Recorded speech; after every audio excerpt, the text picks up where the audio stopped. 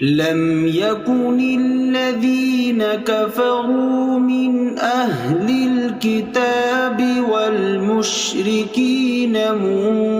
منفكين حتى تأتيهم البينة رسول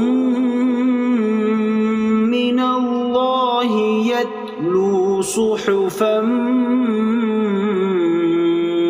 مطهرة فيها كتب قيمة وما تفرق الذين أوتوا الكتاب إلا من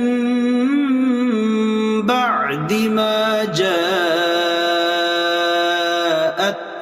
البينة وما